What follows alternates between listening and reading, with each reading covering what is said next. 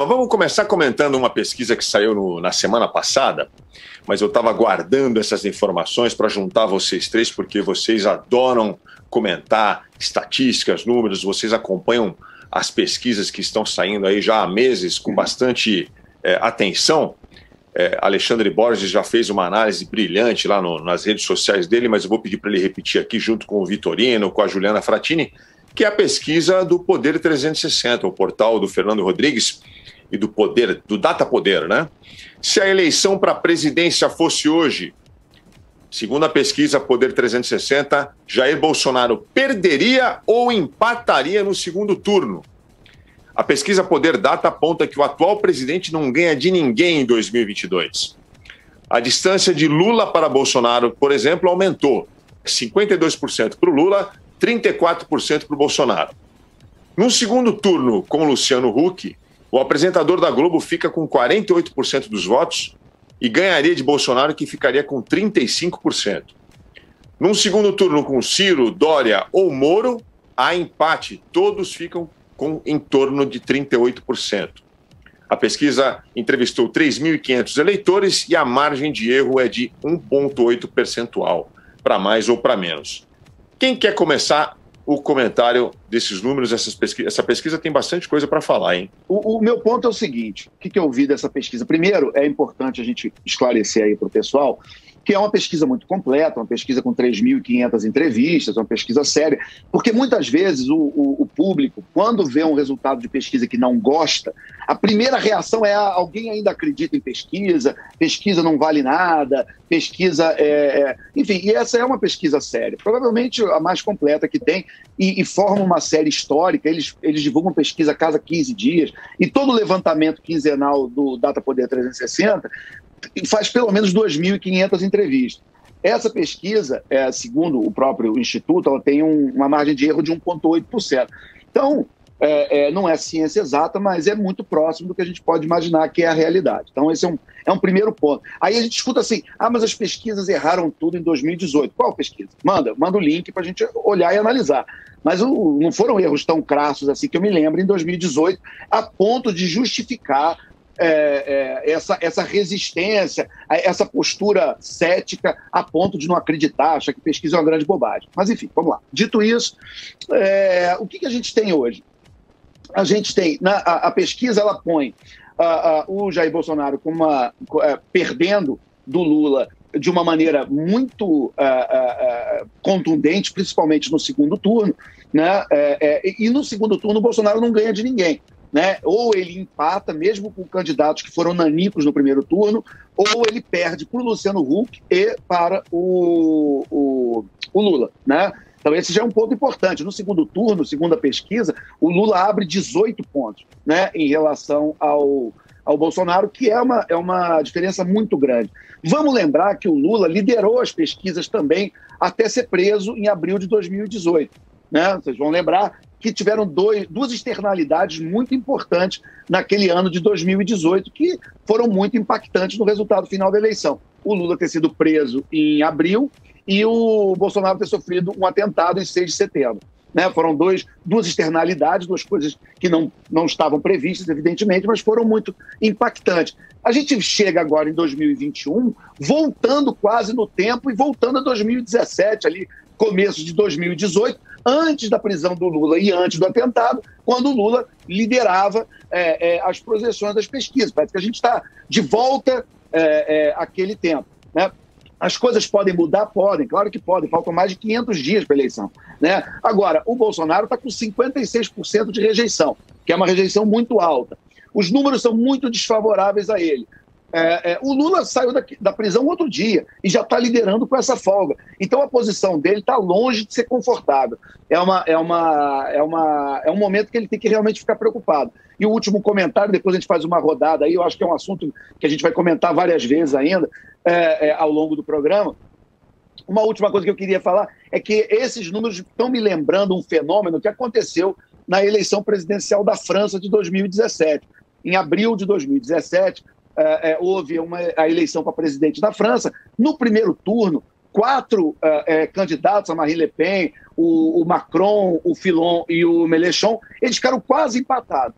né? Eu até estou dando uma olhada aqui para lembrar direitinho o número. O Macron teve 24%, a Marine teve 21%, o Fillon 20% e o Mélenchon 19,5%. Então, os quatro ali ficaram no primeiro turno separados ali quase no olho eletrônico. Só que quando foi para o segundo turno, apenas o Macron e a Marine Le Pen, o Macron abriu 66 a 34. Ele ficou com praticamente o dobro dos votos da Marine. Por quê? Porque no segundo turno, a Marine, que era vista como uma candidata tão extremista, ela não conseguiu o voto do eleitor, tanto da esquerda do Mélenchon, o que era esperado, mas também não conseguiu o voto da centro-direita, que era representada pela candidatura do François Fillon. Então, esses números que a gente está vendo na pesquisa Poder Dada 360, elas, quando o Bolsonaro tem 31 no primeiro turno e 34 no segundo turno contra o Lula, que são números muito parecidos, por que lembra essa eleição da França de 4 anos atrás? Porque o Bolsonaro está, segundo a pesquisa, agregando muito poucos votos novos entre o primeiro e o segundo turno. Ele só sai de 31 para 34, enquanto o Lula dispara e vai a 52, né? E abre uma distância muito grande.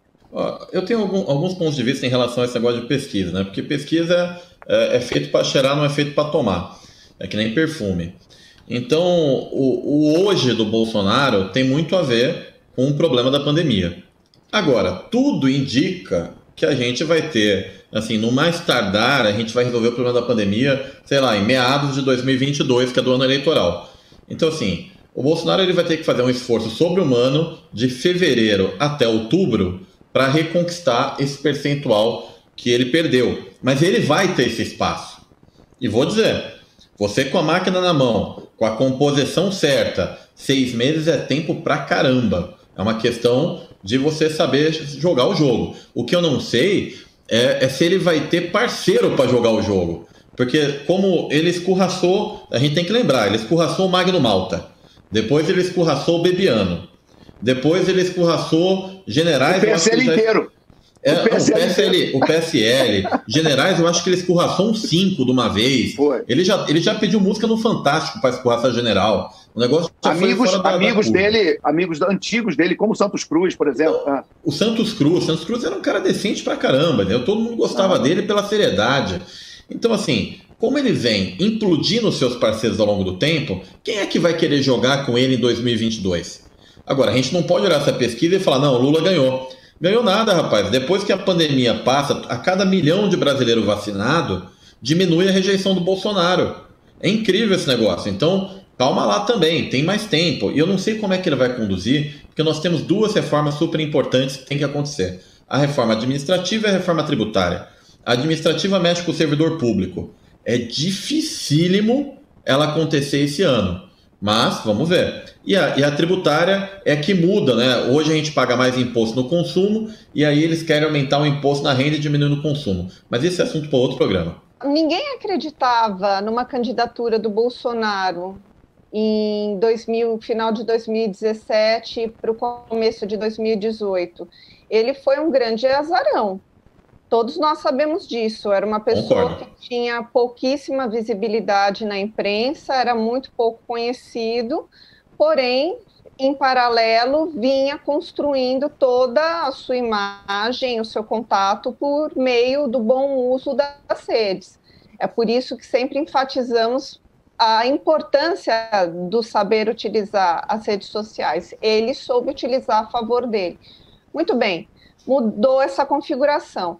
No ano passado, 2020, no começo do ano, foi feita uma pesquisa com o CAMP, que é o Clube Associativo de Marketing Político, com alguns especialistas em comunicação política, e eles entendiam que o principal candidato para 2022 seria, sabe quem? Vocês sabem disso? Não. O Moro. O Moro. Eles acreditavam que seria o Moro. Isso no início de 2020. Então, hoje nós temos este retrato, no qual o melhor posicionado nesse sentido é o Lula, para derrotar o Bolsonaro. ou um outro candidato como Luciano Huck, por exemplo. Agora, toda a estratégia, a operação política que foi realizada para garantir a retomada dos direitos políticos do Lula visou também a maneira de como retirar Bolsonaro do poder, dada a inabilidade de tratar com a pandemia. Outro ponto, a CPI da pandemia, ela visa o quê? Fortalecer argumentos para o impeachment do Bolsonaro. Se Bolsonaro for empichado, existe um caminho muito mais amplo para qualquer candidato de centro-esquerda. Então, esses candidatos de centro-esquerda se beneficiariam demais com uma eventual não disputa do Bolsonaro. Então, as coisas estão rolando. A gente não pode dizer ainda o que vai acontecer. Está rolando aí. Não, eu acho Tem muitas operações acontecendo. Pro Lula, a melhor coisa que pode acontecer é o Bolsonaro ser candidato. O Bolsonaro, a melhor coisa que pode ser é o Lula ser candidato. Se você tirar qualquer um dos dois, a gente pode ir para uma terceira via. Porque eles precisam do inimigo. Se não tiver um inimigo, aí é outra história. Aí pode entrar qualquer um. Então, 2016 o Crivella entrou porque era Crivella e Freixo. Se fosse Crivella e o Pepe Legal ganhava, meu amigo. Então, tanto é que 2020 foi Crivella e Eduardo Paes. Aí você vai dizer, você acha que todo mundo achava que o Eduardo Paes era um doce, um santo? E aí não, entre o santo e o bispo eu fico com o santo. Não, é só que você tinha um cara que era mais centrado e o outro mais de canto, vamos dizer assim. E aí, com certeza, o mais centrado ganha. Não, sem sombra de dúvida, eu concordo plenamente com isso. O Lula e o Bolsonaro me lembram aquele diálogo do Coringa e do Batman, quando o Batman fala pro Coringa no filme, você quer me matar? Ele responde, se matar você me completa, entendeu? O Coringa estava falando, eu preciso de você, você precisa de mim, a gente se completa, né? Então, os dois têm essa relação, né? Eu me lembro quando, em 2017, eu tive com um grupo de empresários conversando sobre a eleição, e um deles me perguntou assim, me define o Bolsonaro. Eu falei, é o São Jorge. Ele se vende como o cara que mata o dragão. Então, o São Jorge precisa de dragão. No dia que não tiver dragão, ele se aposenta. Ele vai para casa. Então, eu concordo 100% com isso, e o exemplo aqui do Rio de Janeiro é perfeito. O Crivella ganhou em 2016 do Freixo, que o Freixo era o dragão a ser derrotado, mas quando o Crivella teve que enfrentar um candidato mais centrista, com uma pegada administrativa, que já tinha sido prefeito por 8 anos, e que se posiciona muito pouco ideologicamente. O Eduardo Paes, ele é o prefeito aqui, eu moro no Rio, sou do Rio, né? Então, todo dia ele só fala de BRT, de transporte, porque a praça tal, porque a luz, entendeu? Ele é prefeito do tipo síndico de prédio, ele não é um cara ideológico.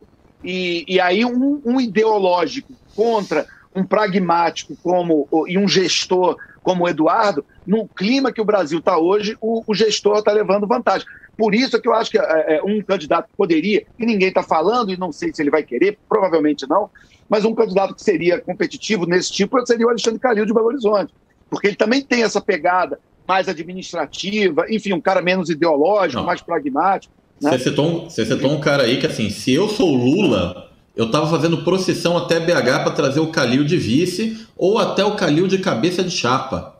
Sim, eu acho que o Calil é um candidataço. Vocês acham já? Mas isso já está acontecendo, mas isso já está rolando. Mas se vocês derem uma gulgada aí, a Gleisi, presidente do PT, já teve alguns encontros com o Calil.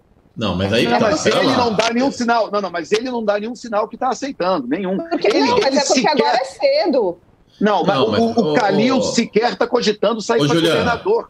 Juliana, vamos falar sério. Se você quisesse convidar um cara para ser cabeça de chapa ou para ser vice, você mandaria a Gleisi Hoffmann falar com ele? Não, né, pô? Vai você, caramba. Vai ficar mandando os outros? Pelo amor de Deus, né? Eu acho que tem que ter até respeito. Né? O Calil tem peças muito interessantes de comunicação. Uma das peças de campanha dele é ele sem sorrir, porque ele fala que ali é prefeito, não é palhaço. Então, assim, é um cara bom. É um cara que, assim, ele traria parte do Sudeste para o Lula e ele traz uma coisa que o Bolsonaro trouxe de positivo. Agora vocês choram, né? Falei que o Bolsonaro trouxe uma coisa de positivo, até o gado vai ficar feliz. Mas o que ele trouxe? ele trouxe a proximidade com o cidadão comum. A transparência, a suposta transparência, é o copo que ele tomava, que era o copo de requeijão. Você não vê o Fernando Henrique tomando copo de requeijão. Bolsonaro trouxe isso. Então, o Calil tem isso. Ele é um pouco cidadão comum. E ele é mais comum do que o Lula, inclusive. Porque o Lula foi o cidadão comum da década de 80. Aquele tempo já passou, cara. Pô, Vitorino, mas espera aí. Eu me lembro na campanha para a Prefeitura de São Paulo 2016, o João Dória comeu pastel na feira, Vitorino. Pô, mas ele comeu, ele quase cuspiu o pastel. Pelo amor de Deus, né? Não. Tudo bem que ele estava com um pullover assim, pendurado nos ombros assim, mas ele foi na feira comer pastel, cara. A melhor peça do João Dória foi a que ele falou na televisão, assim, olhando para a câmera. Ele vira e fala assim: eu não sou o candidato dos ricos, eu sou o candidato rico. E isso é diferente. Falei, pô, o cara foi corajoso aí. Não, e você deve lembrar naquele debate, quando a Erundina quis falar da mansão dele, que ele falou, eu tenho mansão mesmo, eu faço tanto de PTU e tal, foi sensacional. Ele realmente, dificilmente algum dia ele vai fazer uma campanha tão boa como ele fez para prefeito em 2016. Então, ali ele acertou tudo. Mas só uma última do Calil. O Calil, para mim, de todas as campanhas a prefeito que eu acompanhei no Brasil ano passado, ele falou a melhor frase, pelo menos a única frase que eu consigo, inclusive, lembrar, e muito boa, quando ele foi perguntado sobre como ele estava fazendo a gestão da pandemia, que ele falou, olha, o atendimento de saúde aqui em Belo Horizonte é uma merda, mas a minha merda é melhor do que a merda de todo mundo do resto do Brasil. Sim. Eu achei absolutamente brilhante. Eu vou fazer uma live com um dos coordenadores do marketing dele na semana que vem. Inclusive para falar desse vídeo aí. Aqui é uma bosta, mas é a melhor bosta que tem. Eu achei brilhante.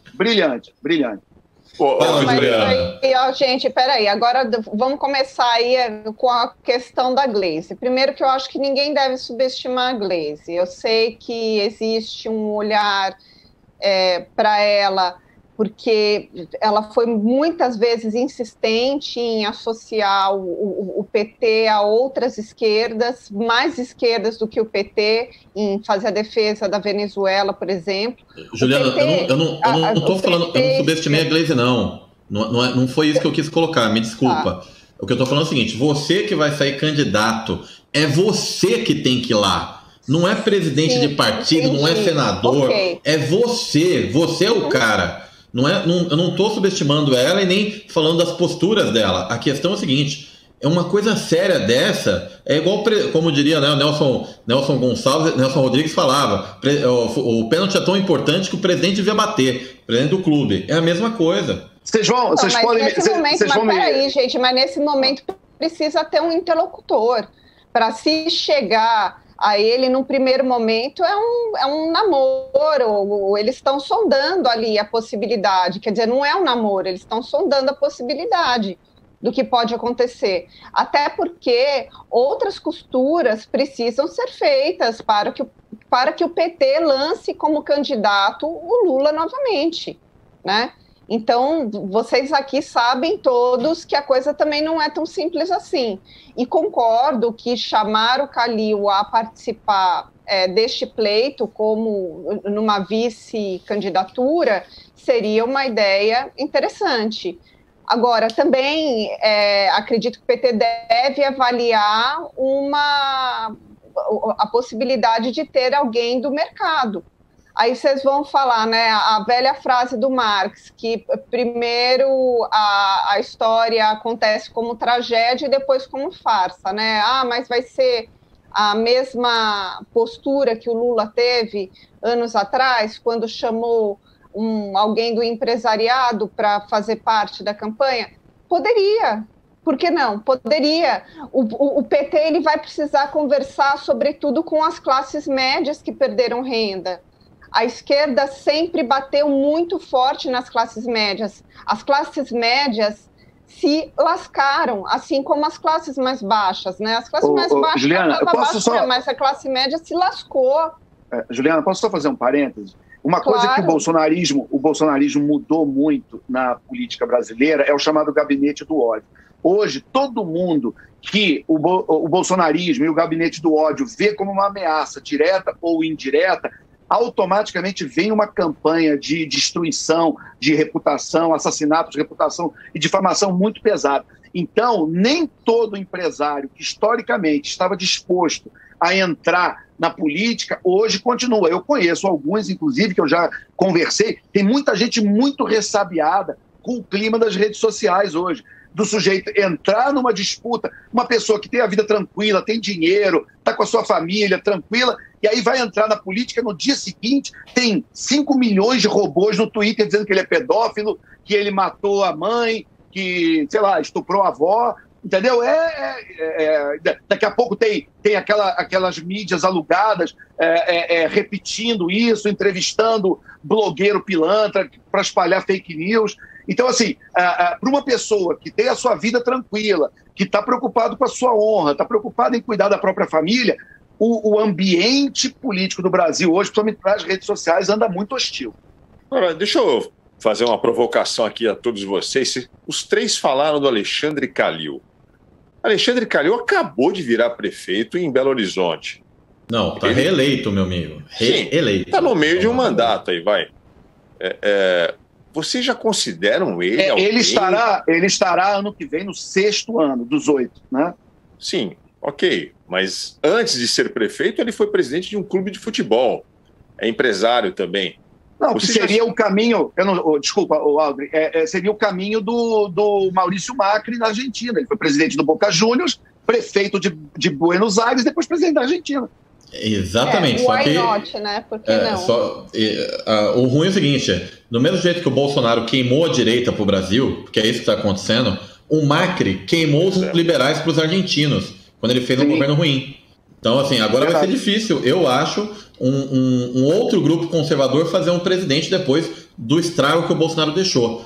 Eu só ia colocar que me parece precipitado, né? Me parece assim, poxa, a gente fala tanto de não procurarmos um salvador da pátria, a gente defende tanto essa ideia, né?